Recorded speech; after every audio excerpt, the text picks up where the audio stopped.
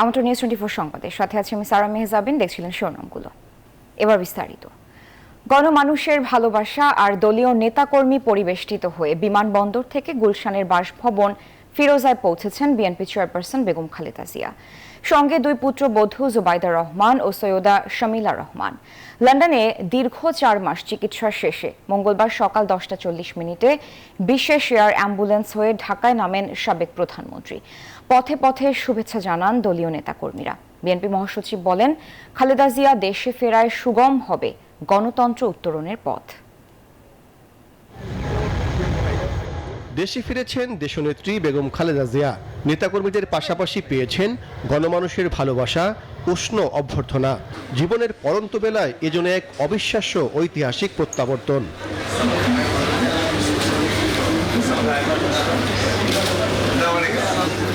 দীর্ঘ বিমানযাত্রা শেষে লন্ডন থেকে বাংলাদেশের মাটিতে পা রাখেন বিএনপি চেয়ারপারসন খালেদা জিয়া।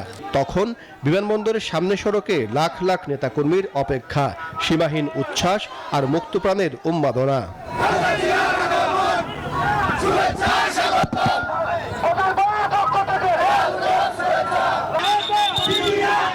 খালেদা জিয়া কি নিজেও জানতেন কিংবা ভেবেছেন কখনো এমন মুক্ত পরিবেশে শ্রদ্ধায় ভালোবাসায় তাকে স্বাগত জানাতে রাস্তায় নেমে আসবে লাখ লাখ মানুষ? কে জানে এই প্রশ্নের উত্তর। কিন্তু এটা তো সত্য, দলীয় প্রধানের আগমন ঘিরে চাঞ্চল্য ফিরেছে সবার মনে। আশা নিরাশার দোলাচল ছিন্ন করে সম্ভাবনার বাংলাদেশে নতুন স্বপ্ন দেখছে মানুষ। আমরা মনে করি যে বেগম খালেদা জিয়ার উপস্থিতি, তার দেশে ফিরে আসা, এটা আমাদের গণতন্ত্রের উত্তরণের পথকে আরো সহজ করবে, দেশকে একটা সঠিক বৈষম্যহীন একটা পরিস্থিতির দিকে নিয়ে যেতে সহযোগিতা করবে। সাবেক প্রধানমন্ত্রীকে এক নজর দেখতে বাঁধ ভাঙ্গা পানির মতো ছুটেছে মানুষ। প্রচন্ড রোদ আর ভ্যাপসা গরম, কি আসে যায় তাতে? মাইলের পর মাইল হেঁটেছেন বিএনপি চেয়ারপারসন সাবেক প্রধানমন্ত্রীর গাড়ি বহরের সঙ্গে। এসব কেবলই ভালোবাসার বহিঃপ্রকাশ। কেউ হাতে ফুল নিয়েছেন, কেউ বা ব্যানার প্লেকার্ড, কেউ আবেগে পড়েছেন খালেদা জিয়ার ছবি সংবলিত টি শার্ট, নয়তো তারেক রহমানের। বিমানবন্দর থেকে শুরু পুরো সড়ক জুড়ে বিএনপি নেতাকর্মীদের সড়ক পদচারণা, দীপ্ত স্লোগানে জানান দেন নিজেদের উপস্থিতি। নেত্রীকে স্বাগত জানাতে কেউ 2-1 দিন ঢাকায়, নয়তো খুব সকালে। উত্তর কিংবা দক্ষিণ, পাহাড় অথবা সমতল, স্বাগত জানানোর এই মিছিলে যোগ দিয়েছে লাল সবুজের পুরো বাংলাদেশ। নির্দেশনা ছিল প্রধান সড়কের দুই পাশে জাতীয় আর দলীয় পতাকা নিয়ে অবস্থান করবেন বিএনপি নেতাকর্মীরা। 4 মাস পর দেশে ফিরেছেন খালেদা জিয়া, সঙ্গে দুই পুত্রবধূ। এমন বাস্তবতায় বাড়তি আবেগতাড়িত হয়েছে মানুষ, নেমে এসেছে রাজপথে। নেতাকর্মীদের ভিড় ঠেলে ধীরগতিতে এগোতে থাকে খালেদা জিয়ার গাড়ি বহর। বিমানবন্দর থেকে গুলশানের ফিরোজায় আসতে সময় লাগে প্রায় 3 ঘন্টা। নেতাকর্মী বেষ্টিত হয়ে বেলা 1:30টার দিকে নিজের চিরচেনা আঙ্গিনায় প্রবেশ করেন সাবেক এই প্রধানমন্ত্রী। নানা জল্পনা কল্পনার অবসান ঘটিয়ে 4 মাস পর দেশে ফিরলেন বিএনপি চেয়ারপারসন বেগম খালেদা জিয়া। জনগণের ভালোবাসায় সিক্ত হলেন আপসিনী নেত্রী। তার এই রাজস্বিক প্রত্যাবর্তন বিএনপির জন্য যেমন গুরুত্বপূর্ণ, তেমনি আগামী দিনে গণতন্ত্র প্রতিষ্ঠায় ইতিবাচক ভূমিকা রাখবে বলে মনে করছেন রাজনীতি বিশ্লেষকরা। সাইফুল ইসলাম, নিউজ 24, ঢাকা। দীর্ঘদিন পর দেশনেত্রী বেগম খালেদা জিয়াকে কাছে পেয়ে আবেগ আপ্লুত কর্মী সমর্থকরা। চিকিৎসা শেষে দেশে ফিরে যেন ইতিহাসের অংশ হলেন গণতন্ত্রের আপোষহীন নেত্রী। দলের কর্মী সমর্থকরা আশা করছেন আবারও রাজনীতিতে সক্রিয় হবেন বেগম জিয়া। আরও জানাচ্ছেন মাজহার ইসলাম। প্রিয় নেত্রীকে এক নজর দেখতে পথে পথে নেতাকর্মীদের অপেক্ষা। কারো হাতে ফুল, কারো হাতে ব্যানার বা প্লাকার্ড, হাতে জাতীয় পতাকা ও দলীয় পতাকা নেড়ে শুভেচ্ছা জানিয়ে দেন নানা স্লোগান। বিমানবন্দর থেকে গুলশানের বাসভবন ফিরোজার দূরত্ব 7 কিলোমিটার। তবে পথে পথে নেতাকর্মীদের ঢলে সেই দূরত্ব আরও বাড়িয়ে দেয়। দীর্ঘদিন পর নেত্রীকে দেখতে পেয়ে উল্লাসে মাতেন কর্মী সমর্থকরা। বলেন, দেশের মানুষের জন্য আপোষহীন নেত্রী বেগম খালেদা জিয়া। বেগম জিয়া সারা বাংলাদেশ নয়, পৃথিবীতেও উনি পৃথিবীর জনগণের মানুষের হৃদয়ে একটা অন্যরকম স্থান করে নিয়েছেন। আমাদের দেশনেত্রী বেগম খালেদা জিয়া এই দেশের গণতন্ত্রের মা, সবার প্রিয় নেত্রী। দেশনেত্রী বেগম খালেদা জিয়া একটি সম্পর্ক নাম। সবাই আনন্দিত, সবাই গর্বিত দেশনেত্রীর জন্য। দীর্ঘ 4 মাস চিকিৎসা শেষে দেশে ফিরে যেন ইতিহাসের অংশ হলেন গণতন্ত্রের আপসহীন এই নেত্রী। দলটির কর্মী সমর্থকদের প্রত্যাশা, আবারও রাজনীতিতে সক্রিয় হবেন বেগম জিয়া। এদেশ খালেদা জিয়ার হাতেই নিরাপদ, এদেশ বাংলাদেশ জাতীয়তাবাদী দল বিএনপির হাতেই নিরাপদ। বিএনপির চেয়ারপারসন বেগম খালেদা জিয়া সুস্থ হয়ে আবারও এদেশের 18 কোটি মানুষের মাঝে 31 দফা কর্মসূচি যেন গ্রামগঞ্জে ছড়িয়ে দিতে পারে। ওনার নেতৃত্বের মাধ্যমে এদেশে আবার ফ্যাসিবাদ মুক্ত এবং গণতন্ত্র কায়েম হবে। সারা বাংলাদেশের মানুষ তাকে এত জনপ্রিয়তা, তাকে চায়, তাকে ভালোবাসে। উনি যখনই দেশের নেতৃত্বে আসবেন বলে সবাই মনে করে, তখনই কিন্তু দেশের মানুষ শান্তিতে থাকে। পুলিশ প্রশাসন ও আদালত ব্যবহার করে বেগম জিয়াকে কারাবন্দী করেছিল আওয়ামী লীগ সরকার।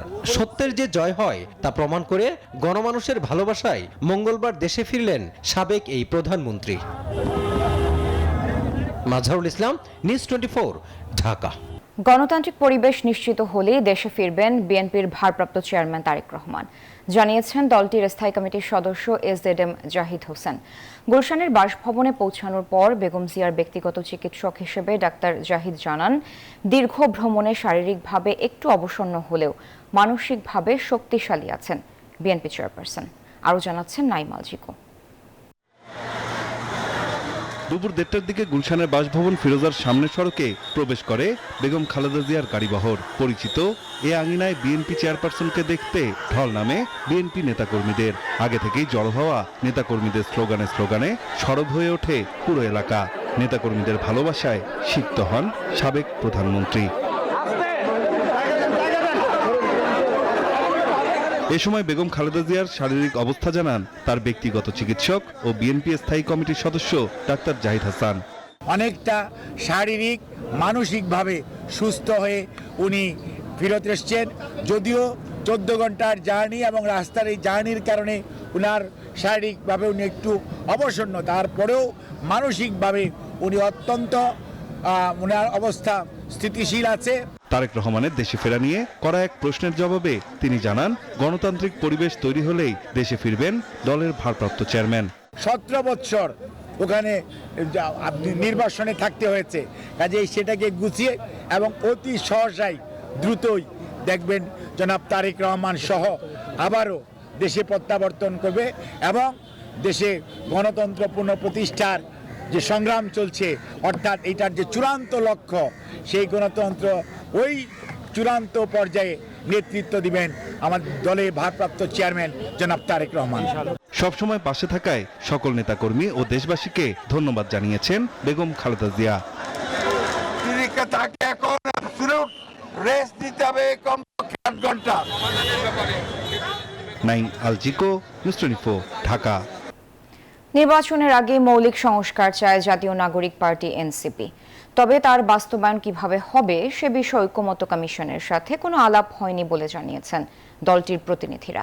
ঐকমত্য কমিশনের সাথে বৈঠক শেষে তারা এসব কথা জানান। এই বৈঠকের মাধ্যমে জাতীয় সনদ তৈরিতে উল্লেখযোগ্য অগ্রগতি হবে বলে মনে করছেন ঐকমত্য কমিশনের সহসভাপতি অধ্যাপক আলী রিয়াজ। ছাত্র জনতার গণ অভ্যুত্থানের মধ্য দিয়ে 5 আগস্ট পতন হয় শেখ হাসিনার। নতুন রাজনৈতিক বন্দোবস্ত নিশ্চিতের প্রত্যয়ে 28 ফেব্রুয়ারি আন্দোলনের নেতৃত্বে থাকা ছাত্ররা গঠন করে নতুন রাজনৈতিক দল জাতীয় নাগরিক পার্টি এনসিপি। এখনই সময় নতুন স্বপ্ন দেখার, নতুন পথ চলার এবং একটি নতুন বাংলাদেশ গড়ার। রাষ্ট্রের মৌলিক সংস্কারের পূর্ণাঙ্গ রূপরেখা নিয়ে তারা মঙ্গলবার যায় ঐকমত্য কমিশনে। জাতীয় সংসদের এলডি ভবনে দ্বিতীয়বারের মতো বৈঠকে তারা জানান, শুধু নির্বাচন নয়, ক্ষমতার ভারসাম্য ও বিকেন্দ্রীকরণই হলো মৌলিক সংস্কার। নির্বাচন যে কোনো সময় অনুষ্ঠিত হতে পারে, কিন্তু তার আগে অবশ্যই মৌলিক সংস্কারের যে রূপরেখা সেটাকে বাস্তবায়ন করতে হবে। এই সংস্কার কার্যক্রমগুলোকে কিভাবে বাস্তবায়ন করা যায়, তার প্রক্রিয়া কি হতে পারে, সে ব্যাপারে এখনো পর্যন্ত ঐকমত্য কমিশনের সঙ্গে আমাদের কোনো আলাপ আলোচনা হয়নি। তারা সুপারিশ করেন, প্রার্থীদের আয় ব্যয়ের হিসাব জনসম্মুখে আনতে হবে। 100 আসনে নারীদের মধ্যে সরাসরি নির্বাচন হতে হবে, আর উচ্চকক্ষে 25% নারীর আসন বজায় রাখতে হবে। নারীরা নারীদের সাথে প্রতিদ্বন্দ্বিতা করবেন এবং তার মধ্যে দিয়ে 100 জন নারী পার্লামেন্টে নিম্ন কক্ষে যাবে সরাসরি ভোটে, সংরক্ষিত আসন না। এটাকে আমরা সমর্থন করছি এবং উচ্চকক্ষে 100 আসনের 25% নারীদের জন্য রাখার ব্যাপারেও আমরা একমত আছি। প্রার্থীর বয়স 23 আর ভোটারের বয়স 16 করার প্রস্তাব দেয় দলটি। আমাদের মৌলিক সংস্কার প্রস্তাবের গুরুত্বপূর্ণ বিষয়গুলো যদি আমি একদম বাই নেমে সামারি করি, সাংবিধানিক ব্যবস্থা, প্রধানমন্ত্রীর ক্ষমতার ভারসাম্য, স্বাধীন ও শক্তিশালী নির্বাচন কমিশন, সংবিধান সংশোধনের ক্ষেত্রে গণভোটের বিধান। এদিকে দেশে গণতান্ত্রিক রাষ্ট্র ব্যবস্থা গড়তে জাতীয় সনদ গড়তে চায় ঐকমত্য কমিশন। চেষ্টা করছি একটি জাতীয় সনদ তৈরি করতে, যার লক্ষ্য হচ্ছে ভবিষ্যতে বাংলাদেশের একটি গণতান্ত্রিক রাষ্ট্র প্রতিষ্ঠার একটা পথরেখা তৈরি করা। সেই প্রক্রিয়ায় আপনাদের এই মৌলিক সংস্কারের রূপরেখাগুলো আমাদের অবশ্যই সহযোগিতা করবে। এনসিপির প্রস্তাবনা দ্বিতীয় পর্যায়ের বৈঠকে আলোচনা করে চূড়ান্ত করা হবে বলে জানান ঐকমত্য কমিশনের সহসভাপতি অধ্যাপক আলী রিয়াজ। আপনারা জাতীয় নাগরিক পার্টি। অন্তরা বিশ্বাস, নিউজ 24, ঢাকা। সমাজে অর্থবহ পরিবর্তন বাস্তবায়নে তরুণদের রাজনৈতিক কর্মকাণ্ডে আরও সক্রিয় হওয়ার আহ্বান জানিয়েছেন প্রধান উপদেষ্টা ডক্টর মোহাম্মদ ইউনূস। মঙ্গলবার রাষ্ট্রীয় অতিথি ভবন যমুনায় নরওয়ের বিভিন্ন রাজনৈতিক দলের তরুণ নেতাকর্মীদের একটি প্রতিনিধি দল সাক্ষাৎ করতে এলে তিনি আহ্বান জানান। নীতি নির্ধারণে তরুণদের সক্রিয় গুরুত্বপূর্ণ ভূমিকা রাখতেই আহ্বান বলে জানান তিনি। এ সময় প্রতিনিধি দলের সদস্যরা বাংলাদেশে তরুণদের সঙ্গে সাক্ষাতের অভিজ্ঞতা তুলে ধরেন।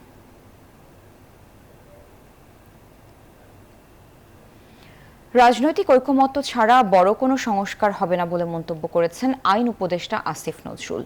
ব্রিফিংয়ে মন্তব্য করেন তিনি। এদিকে মুক্তিযুদ্ধ, বঙ্গবন্ধু সহ সাইবার সিকিউরিটি আইনের 9টি বিতর্কিত ধারা বাতিল করে আইনের চূড়ান্ত অনুমোদন দিয়েছে উপদেষ্টা পরিষদ। গেল 24 ডিসেম্বর সাইবার সিকিউরিটি আইনের খসড়া অনুমোদন দেওয়া হয়েছিল উপদেষ্টা পরিষদের বৈঠকে, কিন্তু অনুমোদিত খসড়ায় ধারা 25 সহ আরও কয়েকটি ধারা নিয়ে ব্যাপক সমালোচনা হয়। সমালোচনার মুখে অংশীজনদের মতামত নিয়ে নতুন করে আইনটির খসড়ার উদ্যোগ নেয় আইন মন্ত্রণালয়। খসড়া চূড়ান্ত করে মঙ্গলবার এই আইনের অনুমোদন দিয়েছে উপদেষ্টা পরিষদ। বৈঠক শেষে রাজধানীর ফরেন সার্ভিস একাডেমিতে সংবাদ সম্মেলনে এ বিষয়ে কথা বলেন আইন উপদেষ্টা। জানান, সাইবার সিকিউরিটি সংশোধিত আইনে নতুন যে 9টি ধারা বাতিল করা হয়েছে সেসব ধারায় 95% হয়রানিমূলক মামলা হতো, যা এখন স্বয়ংক্রিয়ভাবে খারিজ হবে। যে সমস্ত বিধান বিলুপ্ত করা হয়েছে, এটা হচ্ছে মুক্তিযুদ্ধ, মুক্তিযুদ্ধের চেতনা, আগের আইনে যেভাবে উল্লেখ ছিল সেটা পড়ছি, জাতির পিতা বঙ্গবন্ধু শেখ মুজিবুর রহমান, জাতীয় সঙ্গীত বা জাতীয় পতাকা সম্পর্কিত বিদ্বেষ, বিভ্রান্তি, কুৎসামূলক প্রচারণা, দণ্ড সংক্রান্ত যে বিধান সেটা বিলুপ্ত করা হয়েছে। এই বিধানে প্রচুর হয়রানিমূলক মামলা হতো। মানহানিকর তথ্য প্রকাশ, প্রচার ইত্যাদির জন্য দণ্ড প্রকাশের বিধান, যেটা প্রচুর মামলা হতো। আপনারা জানেন, অনেক সাংবাদিকও এই মামলার ভিত্তিম হয়েছে। এই ধারা সম্পূর্ণ বাতিল করা হয়েছে। নারী সংস্কার কমিশনের সুপারিশ নিয়ে সমালোচনা প্রসঙ্গে জানতে চাইলে আইন উপদেষ্টা বলেন, ভিন্ন মতের এই প্রকাশ শালীন হয়নি। বলেন, সংস্কার কমিশনের সবই সুপারিশ, রাজনৈতিক ঐকমত্য ছাড়া বড় কোনো সংস্কার হবে না। কিছু ক্ষেত্রে অত্যন্ত বিদ্বেষমূলক, আক্রমণাত্মক এবং নারী শুধু না, মানে পুরা জাতির প্রতি অবমাননাকরভাবে প্রতিক্রিয়া ব্যক্ত করা হয়েছে। আমরা এটা আশা করি না এই সমাজে ভিন্ন মত চর্চা থাকবে। আমি শুধু আপনাদের এটা নিয়ে আর কিছু বলবো, শুধু একটা কথা বলে দিই, আমাদের যে কোনো ধরনের বড় সংস্কার রাজনৈতিক ঐকমত্য ছাড়া বাস্তবায়ন করা হবে না। এদিকে এবারের ঈদুল আজহায় 10 দিনের ছুটির অনুমোদন দিয়েছে উপদেষ্টা পরিষদ। কাজের ক্ষতি পোষাতে 17 এবং 24 মে 2 শনিবার খোলা থাকবে অফিস, জানালেন প্রেস সেক্রেটারি। 17 মে এবং 24 মে এই দুইটা দিন, দুইটা স্যাটারডে সরকারি কর্মচারীরা বা যেগুলো আধা সরকারি বা অটোনমাস এখানে যারা কর্মচারী আছেন তারা এই 2 দিন কাজ করবেন, বিনিময়ে এই 11 এবং 12 তারিখে এই ছুটিটা ঘোষণা হবে। মোট 10 দিন ছুটি, যার ফলে যেটা 11-12 হওয়াতে আপনার 13-14 তারিখ উইকেন্ড, তাহলে মোট ঈদুল আজহার ছুটি হবে 10 দিন। উপদেষ্টা পরিষদের বৈঠকে এছাড়াও সীমানা পুনর্নির্ধারণ আইনের খসড়া এবং সিভিল প্রসিডিউর কোড সিপিসি আইনের অনুমোদন দেওয়া হয়েছে। যুব উদ্যোক্তাদের জন্য নতুন একটি নীতিমালার অনুমোদন হয়েছে বৈঠকে। এন্টারপ্রেনারদেরকে আমরা সহযোগিতা করতে পারি সেরকম একটা কাঠামো প্রস্তুত করার জন্য এই উদ্যোক্তা নীতিমালা করা হয়েছে। শানাজি ইয়াসমিন, নিউজ 24, ঢাকা। দেশের সব পক্ষ রাজি হলে মানবিক করিডোর ইস্যুতে সিদ্ধান্ত নেবে সরকার, এমন মন্তব্য করেছেন জাতীয় নিরাপত্তা উপদেষ্টা খলিলুর রহমান। মঙ্গলবার পররাষ্ট্র মন্ত্রণালয়ের সাংবাদিকদের প্রশ্নের উত্তরে সব কথা বলেন তিনি। ভারত পাকিস্তান সংঘাত প্রসঙ্গে আর পররাষ্ট্র উপদেষ্টা তৌহিদ হোসেন জানান, বাংলাদেশ শান্তি চায়। আমরা দেখব সকল পক্ষ রাজি কিনা। রাজি হলেই যে আমরা মানবিক সাহায্য দেওয়ার কোনো কথা নাই। আমরা চাই যে সেখানে যারা আছেন রোহিঙ্গারা, তাদের উপর যেন কোনো অত্যাচার না হয়। আরাকানের যে নতুন কর্তৃপক্ষ তৈরি হচ্ছে, সেখানে আমরা রোহিঙ্গাদের প্রতিনিধিত্ব চাই। রাজনৈতিকভাবে উদ্দেশ্য প্রণোদিত হয়ে জামাতের নেতাদের ফাঁসি আগে কার্যকর করা হয়েছে। কাদের মোল্লার ফাঁসির রায় কার্যকর করা হয় সংক্ষিপ্ত রায়ের ভিত্তিতে, যা উপমহাদেশের বিচারিক ইতিহাসে ব্যতিক্রম। এমন মন্তব্য করেছেন এটিএম আজহারের আইনজীবী শিশির মনির। মানবতা বিরোধী অপরাধের দায়ে মৃত্যুদণ্ড পাওয়া এটিএম আজহারুল ইসলামের রিভিউ আবেদনের ওপর প্রথম দিনের শুনানি শেষে সাংবাদিকদের কাছে মন্তব্য করেন তিনি। মুক্তিযুদ্ধের সময় মানবতা বিরোধী অপরাধের মামলায় জামায়াতের সাবেক ভারপ্রাপ্ত সেক্রেটারি জেনারেল এটিএম আজহারুল ইসলামকে 2014 সালে 30 ডিসেম্বর মৃত্যুদণ্ডের আদেশ দেন আন্তর্জাতিক অপরাধ ট্রাইব্যুনাল। এই রায়ের বিরুদ্ধে আসামির আপিল শুনানি শেষের পথে বলে জানান আইনজীবী। আজকে আমাদের পক্ষে শুনানির প্রায় 90 শেষ হয়ে গেছে। বাকি 10 শুনানির জন্য আগামী বৃহস্পতিবার সকালে 1 নম্বর আইটেম আকারে বাকি অংশ শুনানি অনুষ্ঠিত হবে। আসামি পক্ষের আইনজীবী অভিযোগ করেন, রাজনৈতিক উদ্দেশ্য প্রণোদিত হয়ে জামাত নেতাদের ফাঁসি কার্যকর করা হয়েছে। রাজনৈতিকভাবে উদ্দেশ্য প্রণোদিত হয়ে জামাতের নেতৃবৃন্দকে আগে ফাঁসি কার্যকর করা হয়েছে। জনাব কাদের মোল্লাকে শর্ট অর্ডারের মাধ্যমে যেভাবে মৃত্যুদণ্ড কার্যকর করা হয়েছে, এই কার্যকর মৃত্যুদণ্ডের প্রসেস এই ভারতীয় উপমহাদেশের 400 বছরের ইতিহাসে এই ধরনের কোনো ঘটনা কোনোদিন ঘটে নাই। আপিল বিভাগের পূর্ণাঙ্গ বেঞ্চকে আন্তর্জাতিক আইনের প্রযোজ্যতা মেনে বিচার কাজ পরিচালনার আহ্বান জানান তিনি। শাহরিয়ার কবির, নিউজ 24, ঢাকা।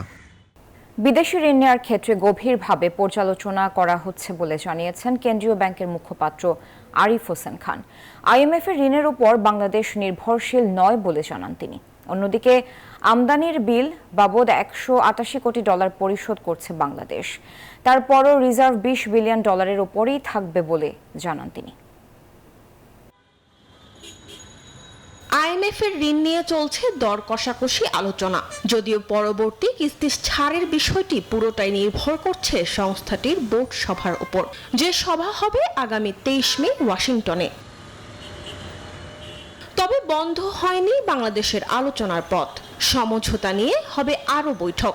তবে এখনকার বাস্তবতায় বাংলাদেশ আর আইএমএফ এর ঋণের উপর নির্ভরশীল নয় বলে জানান বাংলাদেশ ব্যাংকের মুখপাত্র আরিফ হোসেন খান। তাই বিদেশি ঋণের ক্ষেত্রে গভীরভাবে পর্যালোচনা করা হচ্ছে। কোনো ঋণ গ্রহণ করতে আগ্রহী হচ্ছে না, তারা সত্যিকার অর্থে আগে নিড অ্যাসেসমেন্টটা করছে। বাজারমুখী করার নামে, উদারীকরণ করার নামে এই বৈদেশিক এক্সচেঞ্জ রেটটাকে ঝুঁকির মধ্যে ফেলে দিতে গভর্নর মহোদয় রাজি না। আমাদের রিজার্ভ পজিশনটা আরেকটু উন্নত করতে চাচ্ছি। তারা পরবর্তী জুন মাসে তারা আবার একটা আলোচনা করবে।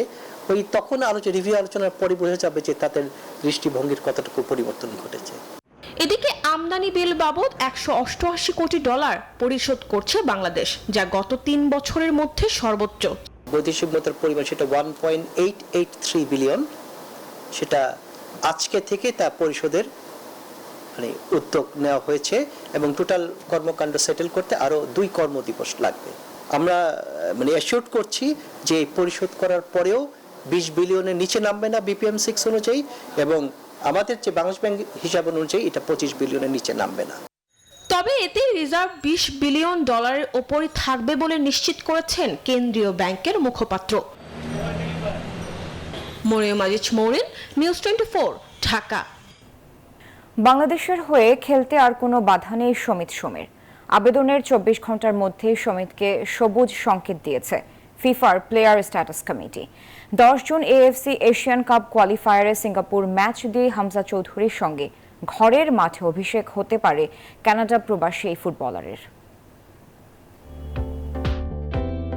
বাংলাদেশের হয়ে খেলতে আর কোনো বাধা রইল না সমিত সোমের। জুনের 10 তারিখ হামজা চৌধুরীর সঙ্গে দেশের মাটিতে মাঠ মাতাতে পারেন কানাডা প্রবাসী এই ফুটবলার।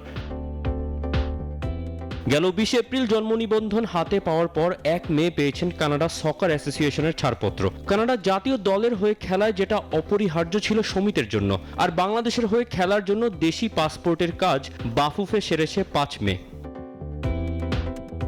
এরপর ফিফার প্লেয়ার স্ট্যাটাস কমিটির কাছে আবেদন করার 24 ঘন্টা পেরোনোর আগেই কাঙ্ক্ষিত সবুজ সংকেত পেয়ে গেছে ফেডারেশন। নিউজ 24-কে বিষয়টি নিশ্চিত করেছেন বাফুফের সহসভাপতি ফাহাদ করিম। আজকে সন্ধ্যার দিকে আলহামদুলিল্লাহ ওই পোর্টালে ফিফা থেকে আমাদের কাছে করেসপন্ডেন্স চলে আসে যে কিছু বাইলজ আছে, ক্লজ আছে ফিফা, যে ওই ক্লজের রেফারেন্স দিয়ে ওনারা আমাদের জানায় যে ওই ক্লজের রেফারেন্সে শ্রমিক শ্রম বাংলাদেশে হয়ে খেলতে পারবে। উনি ইনশাল্লাহ মানসিকভাবে প্রস্তুত, 2010 তারিখে আমাদের ঢাকার মাটিতে লাল সবুজ জার্সি করে খেলবেন ইনশাল্লাহ। বাংলাদেশি বাবা মায়ের সন্তান সুমিতের জন্ম ও বেড়ে ওঠা কানাডায়। লম্বা সময় আন্তর্জাতিক ফুটবল না খেলা সুমিত ক্লাব ফুটবলে কানাডিয়ান প্রিমিয়ার লিগের ক্লাব ক্যাভালরি এফসিতে খেলেন। এবার 1000 মাইল পাড়ি দিয়ে আসবেন লাল সবুজের জার্সি গায়ে জড়াতে। 31 মে শুরু হবে জাতীয় দলের ক্যাম্প। সেখানে শুরু থেকেই দলের সঙ্গে তাকে দেখা যাওয়ার সম্ভাবনাও বাড়ল। হামজা জামালদের সঙ্গে মাঝ মাঠে সুমিতের উপস্থিতি দলের শক্তিও বাড়াবে বহু গুণে। তৌসিফুল হাসান, নিউজ 24, ঢাকা। এই ছিল নিউজ 24 সংবাদে। এতক্ষণ সাথে থাকার জন্য ধন্যবাদ সবাইকে।